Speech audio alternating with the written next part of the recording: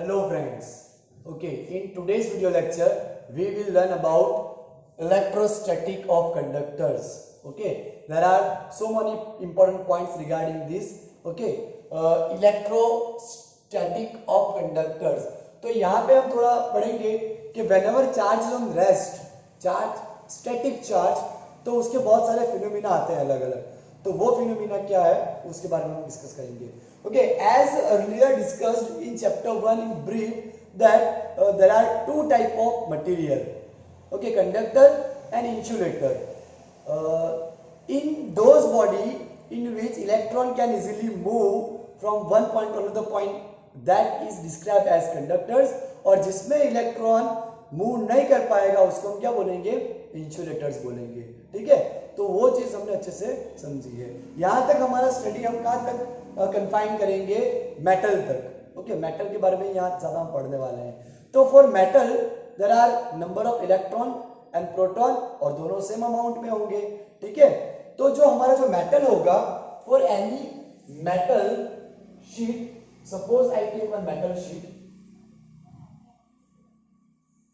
suppose we take this metal sheet. In this metal sheet there are number of electron and proton are there. As we know, electron can move in that conductor from one point to another point, but it cannot escape from that metal. Okay, electron cannot leave that metal because of bounded form. Okay, proton में क्या क्या होगा, positive ion जो अपने लैटाइस point पे fix होते हैं वो उसको खींच के रखते हैं, पकड़ के रखते हैं, बाउंडेड रखते हैं, इसलिए वो इलेक्ट्रॉन बाहर नहीं आ पाएगा, वो अंदर अंदर मूव कर पाएगा. जो हमारा इलेक्ट्रॉन है वो अंदर अंदर मूव कर सकता है लेकिन वो बाहर नहीं निकल पाएगा. ओके, उसकी जो मोशन है वो कंस्ट्रेंट हो गई है because of electric field. Okay, तो ये चीज हमें ध्यान में रखनी है. और whenever we this can escape from this metal, but for this we have to supply extra energy in form of light or in another form which we learn in chapter number 9. okay, chapter number 11 sorry, वो हम बाद में पढ़ेंगे. लेकिन अभी हमें इतना पता होना चाहिए कि ये इलेक्ट्रॉन अंदर के अंदर मूव कर सकता है लेकिन वो लीव आउट नहीं कर सकता, बाहर नहीं निकल सकता. ठीक है, now if we apply external electric field, suppose हमने बाहर से इलेक्ट्रिक फील्ड लगाया है यहाँ पे, तो इलेक्ट्रिक फील्ड लगाने पे क्या होगा, you should know that electron is always drift, remember it. Okay, electron is always drift opposite to electric field. Electron always electric field के अपोजिट ड्रिफ्ट करेगा. मान लेते हैं कि यहाँ पे हमने पॉजिटिव चार्ज ले रखा है, ये पूरा हमारा पॉजिटिव चार्ज है. ठीक है, तो ये इलेक्ट्रॉन क्या करेगा, इस तरफ ड्रिफ्ट कर लेगा. ओके, पॉजिटिव की तरफ मूव करेगा, वहां पे ड्रिफ्ट कर लेगा, इस तरफ आ जाएगा. ओके, तो बहुत ही ये इंपॉर्टेंट कंसेप्ट है और इंपॉर्टेंट चीज है और उतना बेसिक भी है क्योंकि ये इलेक्ट्रॉन नेगेटिव चार्ज कैरी करता है तो बट ऑब्वियसली वो पॉजिटिव की तरफ शिफ्ट हो जाएगा. Okay, and as we know कि in conductor mobile charge carriers are only electron. In conducting material mobile charge carrier are only electron. But suppose in any solution electrolyte solution, so in any electrolyte solution there are, as a mobile charge carrier there are electron and positron also, proton. Okay, ions होंगे, positive ions होंगे और negative ions भी होंगे, and they are collide with each other also. यहाँ पे भी collide करेंगे, electron are collide with each other and they produces heat. Okay, लेकिन ये जो हमारा स्टडी है वो हम ओनली मेटल तक ही कंफाइन करेंगे, मेटल तक ही स्टडी करेंगे, मेटल के दायरे में ही हम उसको पढ़ेंगे. ठीक है, तो अब हम हमारे फर्स्ट पॉइंट की ओर मूव करते हैं. फर्स्ट पॉइंट हम पढ़ते हैं कि उसका क्या है. In this are first point. The first point for electrostatic of conductor is inside a conductors electrostatic field is zero. Conductor के अंदर हमारा इलेक्ट्रोस्टैटिक फील्ड कैसा रहेगा, जीरो रहेगा. तो ये भी हम एक्सप्लेन समझते हैं, उसको अंडरस्टैंड करते हैं. तो सबसे पहले जो हमारा कंडक्टर है, आप मान लीजिए, let consider it may be neutralize, okay, और कंडक्ट और चार्ज. ओके, जो हमारा कंडक्टर है वो न्यूट्रलाइज भी हो सकता है या फिर चार्ज भी है. ओके, लेकिन उसके अंदर का इलेक्ट्रिक फील्ड ऑलवेज जीरो ही रहेगा, वो हम यहाँ पे प्रूव भी करेंगे. ओके, मान लीजिए सपोज हमारे पास एक एक्सटर्नल इलेक्ट्रिक फील्ड है, वापस ड्रॉ करके आपको दिखाता हूं. suppose this is our conducting material.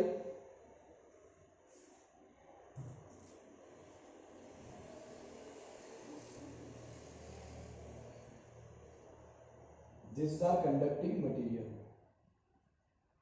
and we applied external field to it.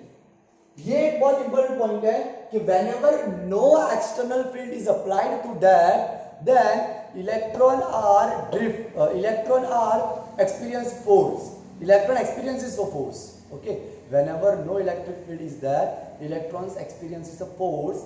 But when we applied external field, electron drift opposite to electric field. Whenever we applied external electric field, electrons are experience force, that means a drift opposite to electric field. Okay, तो यहाँ पे हमने क्या किया, एक metal लिया, metal में बहुत सारे पॉजिटिव या नेगेटिव चार्ज रहेंगे, ठीक है।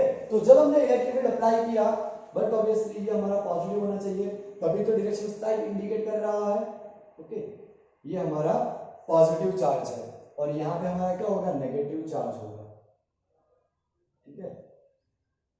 ओके, अब हमने उसको कंडक्टिंग मटेरियल को इलेक्ट्रिक फील्ड के अंदर प्लेस किया, तो all negative charge attracted towards this side, drift this side, and all positive charge reside at this place.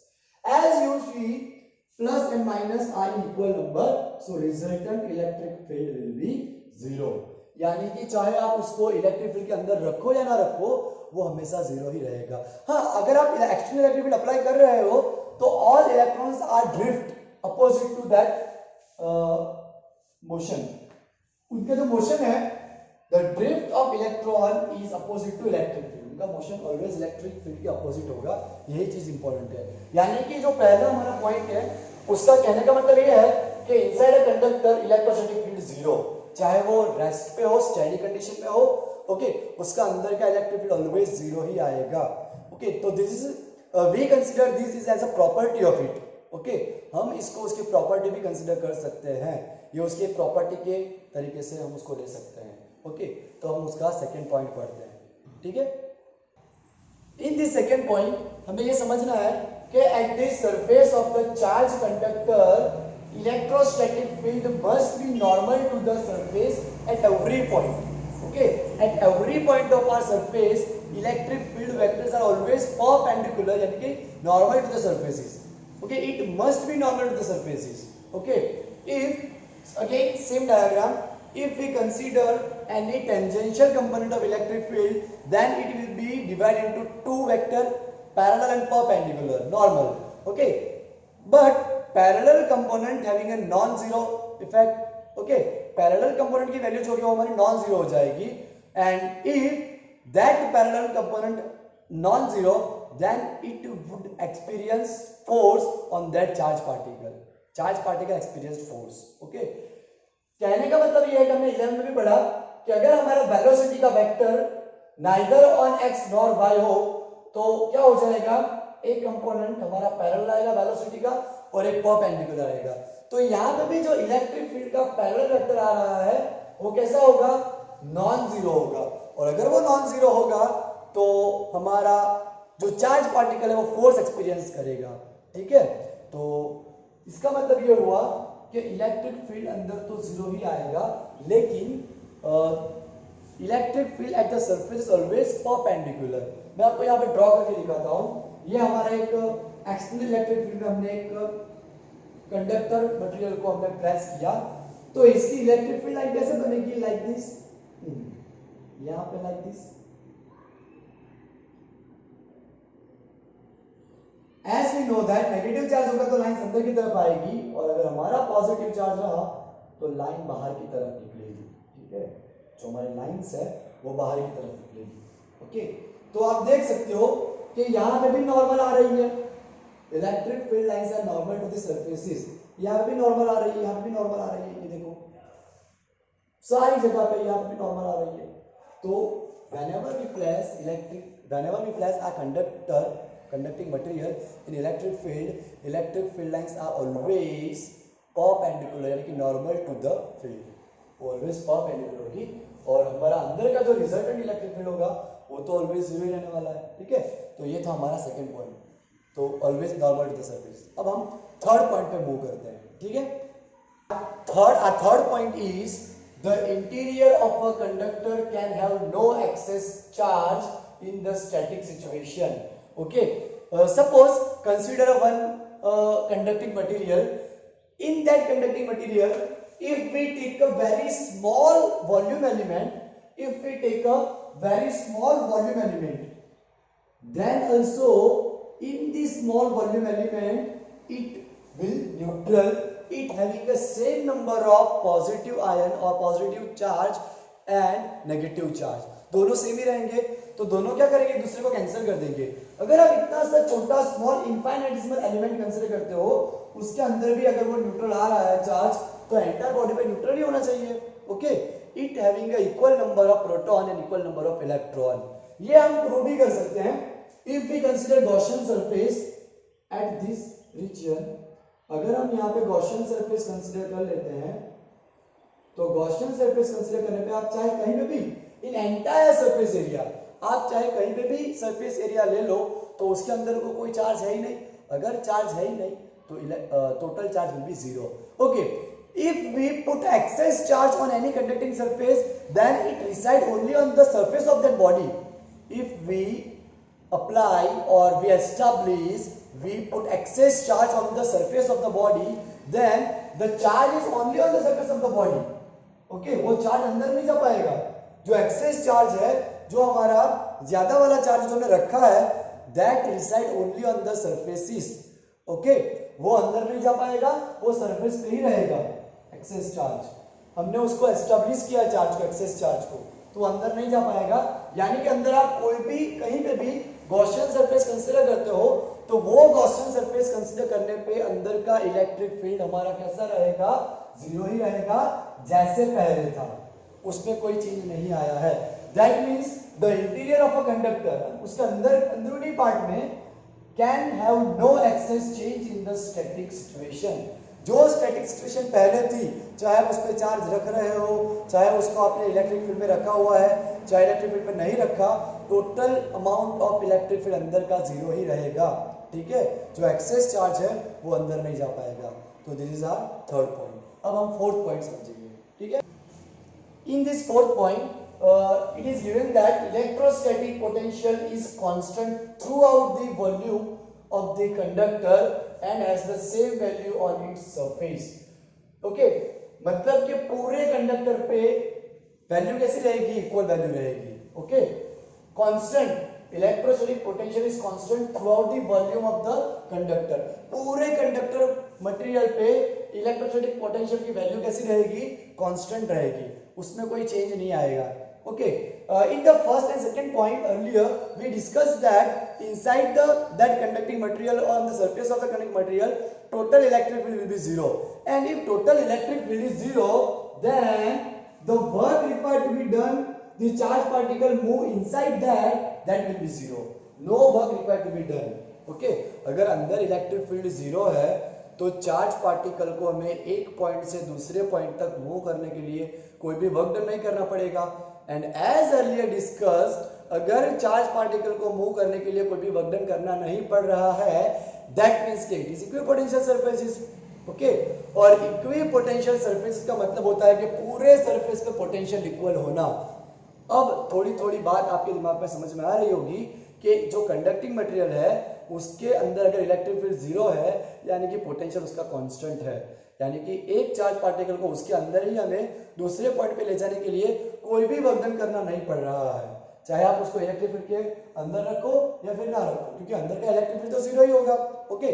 और अंदर का जीरो इलेक्ट्रिक फील्ड है, इलेक्ट्रिक फील्ड अगर अंदर का जीरो है तो उसका पोटेंशियल जो है वो पोटेंशियल कांस्टेंट रहेगा, ओके। और अगर पोटेंशियल कांस्टेंट रह रहा है तो for any size, any arbitrary size, any shape, this is true, ये हमारा ट्रू होगा।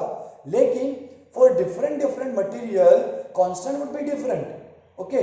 डिफरेंट मटेरियल के लिए हमारा जो इलेक्ट्रोस्टैटिक पोटेंशियल का जो कांस्टेंट है वो constant change by material change होने पे वो भी चेंज हो जाएगा। So it depends on material, okay. अब हमारा हम पॉइंट नंबर 5 करेंगे। ठीक है। Point number 5, electric field at the surface of a charge conductor. Electric field कितना आएगा वो हमें यहाँ पे प्रूव करना है। तो हम क्या करेंगे, उसको प्रूव करेंगे कि किसी भी कंडक्टिंग सरफेस के लिए इलेक्ट्रिक फील्ड कैसा होता है, and that also depend on charge, either it may B negative और पॉजिटिव। तो डायरेक्शन इसके लिए इंपॉर्टेंट रहेगी। ओके, तो हमें कंसीडर करते हैं, consider any surface. Okay, on any surface we have to consider a pill box. Pill box क्या होता है, one type of cylindrical material, एक छोटा सा ऐसा सिलिंड्रिकल मटेरियल को पिल बॉक्स बोलते हैं। अब ये जो पिल बॉक्स है उसको हम ऐसे रखेंगे कि partially it lies outside the surface and partially it inside the surface. हम उसको इस तरह से पुट कर रहे हैं पिल बॉक्स को, जैसे उसका पार्शियल पार्ट बाहर लाई कर रहा है और पार्शियल पार्ट अंदर लाई कर रहा है, दिस पिल बॉक्स। ओके, और मान लो कि सरफेस पे हमने पॉजिटिव चार्ज रखा है, तो because of that positive charge electric field will be in this direction and surface area भी हमारा उसी डायरेक्शन में है, बाहर के डायरेक्शन में। जिस डायरेक्शन में इलेक्ट्रिक फील्ड है सरफेस एरिया भी हमारा उसी डायरेक्शन में है, उसमें कोई चेंज नहीं आ रहा है। हमारा इलेक्ट्रिक फील्ड जिस तरफ है सरफेस एरिया भी उसी तरफ है, उसमें कोई चेंज नहीं आ रहा है। ठीक है, अब हम आगे करते हैं। तो according to Gauss law for this pill box, pill box के लिए अगर हम गॉस लॉ अप्लाई करेंगे तो हमारा क्या आएगा, E डॉट डेल्टा S। हमने यहाँ पॉजिटिव चार्ज कंसीडर किया है। ओके, तो डॉट अगर निकाल देंगे तो आप देख सकते हो कि यहाँ पे अगर हम डॉट निकाल देंगे तो cos थीटा आ जाएगा, and electric field and area both are in same direction. If both are in same direction then it will be cos 0, और अगर cos 0 आ रहा है तो वहां पे cos 0 की वैल्यू 1 आ जाएगी, और लिमिट लेने पे हमें ये क्वांटिटी बहुत छोटी मिल जाएगी, जो हम उसको इस तरह से भी डिफाइन कर सकते हैं। But according to Gauss law, जैसे हमने पहले लिखा,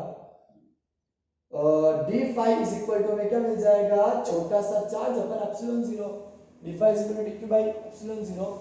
ओके, तो ये वैल्यू अगर हम यहाँ पे डाल देते हैं तो it will be dq upon epsilon 0 is equal to e into ds। Okay, and अब हम यहाँ पे क्या कर रहे हैं, सरफेस चार्ज डेंसिटी की डेफिनेशन के अकॉर्डिंग हम लिख सकते हैं charge upon area. Surface charge density का डेफिनेशन आता है चार्ज अपॉन टोटल एरिया। तो हमने छोटा सा एलिमेंट कंसीडर किया है ना, we consider a very infinitesimal small element.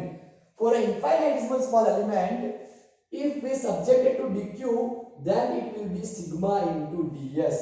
और अगर हम ये dq is equal to sigma into ds को यहाँ पे लगा देते हैं, यहाँ पे रख देते हैं, तो क्या हो जाएगा, ये हमारा sigma into ds upon epsilon 0 is equal to e into ds, ds will be cancel, और हमारा इलेक्ट्रिक फील्ड हो जाएगा E is equal to sigma upon epsilon 0। और अगर आप उसको वेक्टरली रिप्रेजेंट कर रहे हो तो यहाँ पे हमारा आ जाएगा unit vector n cap. So electric field E is equal to sigma upon epsilon 0 n cap. Okay, तो it always perpendicular to surfaces.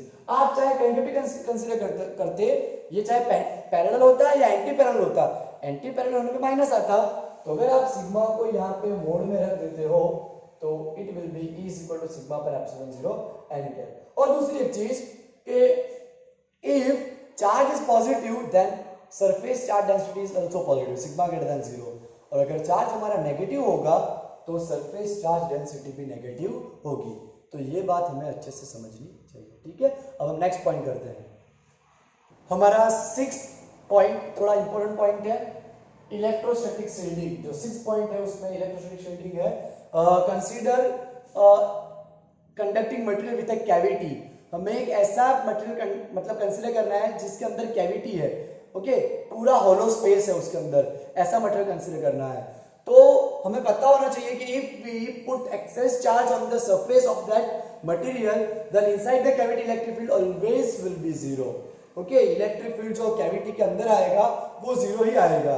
ये केस, ऐसा केस हमने आगे भी प्रूव किया चैप्टर नंबर 1 में। ओके, शेल के लिए, for a spherical shell at inside part of it electric field would be 0। तो यहाँ पे भी हमारा क्या होगा कि कोई भी हम अगर कैविटी कंसीडर कर रहे हैं तो उसका अंदर का इलेक्ट्रिक फील्ड 0 ही रहेगा। ठीक है, ये देखिए सपोज हमने एक सरफेस कंसीडर किया है तो उसके ऊपर चार्ज आप जब पॉजिटिव रखोगे तो सिग्मा ग्रेटर देन 0 आएगा, हमारी सरफेस चार्ज डेंसिटी पॉजिटिव आएगी। अगर हम नेगेटिव चार्ज रखेंगे तो सरफेस चार्ज डेंसिटी नेगेटिव आएगी।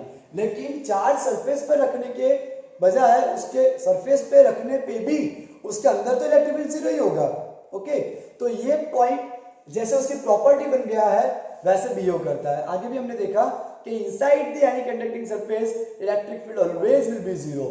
तो it's like a property of it, ये इसके कॉमन प्रॉपर्टी जनरल केस हो गया है, ऐसा हम उसको ट्रीट कर सकते हैं। यहाँ पे यहाँ भी देखिए कि अंदर इलेक्ट्रिक फील्ड 0 आता है। अब इलेक्ट्रिक फील्ड 0 होगा तो उसकी जो रो है वो भी 0 आएगा, रेजिस्टिविटी, और पोटेंशियल उसका कांस्टेंट रहेगा। ओके, उसका जो सिग्मा है सरफेस चार्ज डेंसिटी वो डिपेंड करेगा उसके साइन पे। अब ये चीज आप देखो कि सपोज हमने उसको इलेक्ट्रिक फील्ड के अंदर प्लेस किया, सॉरी इस तरफ इलेक्ट्रिक फील्ड, अभी इलेक्ट्रिक फील्ड के अंदर प्लेस किया तो आप देख सकते हो कि पॉजिटिव की जगह पे नेगेटिव अट्रैक्ट हो गए और पॉजिटिव पूरे उसके अपोजिट चले गए। तो पॉजिटिव होगा तो electric field will outside it, और अगर नेगेटिव होगा तो इलेक्ट्रिक फील्ड उसके अंदर की तरफ आएगा। ठीक है, तो उसके लिए हमारा इलेक्ट्रिक फील्ड कितना आएगा, sigma upon epsilon 0 if charge is reside just on the outer surface of that body. Okay, charge अगर आउटर साइड पे रिसाइड कर रहा है तो उसका electric field sigma upon epsilon 0 के फॉर्मूला से हम डिफाइन कर पाएंगे।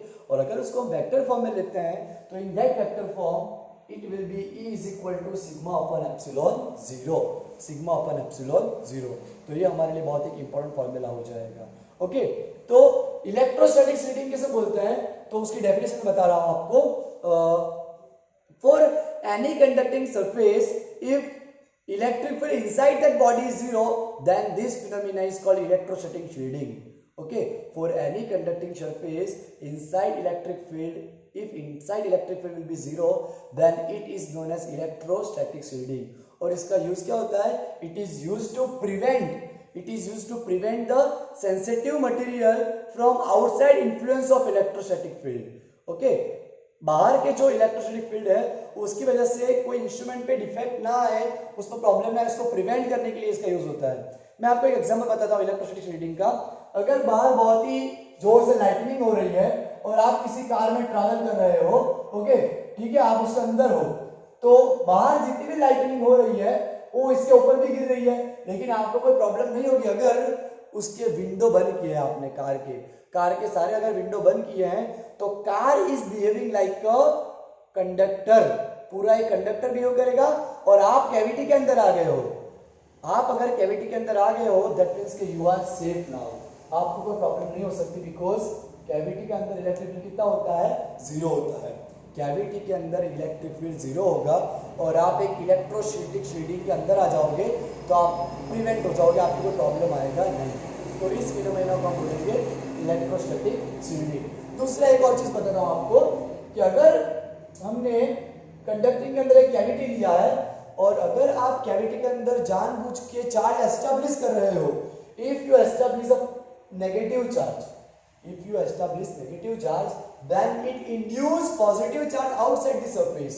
इसकी वजह से outside surface पे positive charge induce होगा। ओके, और अगर उसके outside positive charge induce हो रहा है तो उसकी वजह से यहाँ पे negative charge induce होगा। ठीक है, यहाँ पे negative charge induce हुआ तो यहाँ पे वापिस से positive charge आएगा। ठीक है, नाउ जितना पॉजिटिव यहाँ पे इंड्यूस होगा उतना ही वो नेगेटिव इंड्यूस करेगा। इसका मतलब ये पॉजिटिव इस वाले नेगेटिव को क्या कर देगा, कैंसिल कर देगा। ओके, और अगर उसने कैंसिल कर दिया तो यहाँ पे हमारा इलेक्ट्रिक फील्ड हो जाएगा 0। यहाँ पे इलेक्ट्रिक फील्ड 0 हो गया, लेकिन यहाँ पे तो इलेक्ट्रिक फील्ड कैसा है, नॉन जीरो है, और यहाँ पे भी इलेक्ट्रिक फील्ड कैसा रहेगा, नॉन जीरो रहेगा। इन दोनों के बीच में हमारा इलेक्ट्रिक फील्ड 0 आ रहा है, लेकिन यहाँ पे हमारा इलेक्ट्रिक फील्ड नॉन जीरो है और यहाँ पे भी हमारा इलेक्ट्रिक फील्ड कैसा है, नॉन जीरो है।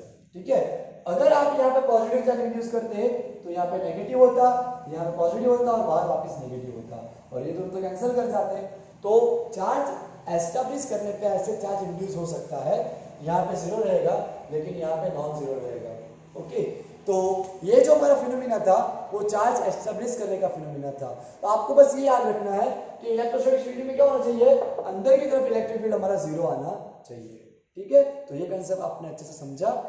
अगर आपको समझ में नहीं आया तो एक बार आप NCERT line to line read करिए और वापस से वीडियो देखिए, तो आपको शायद समझ में आ जाए। ठीक है, ओके, बाय एवरीबॉडी।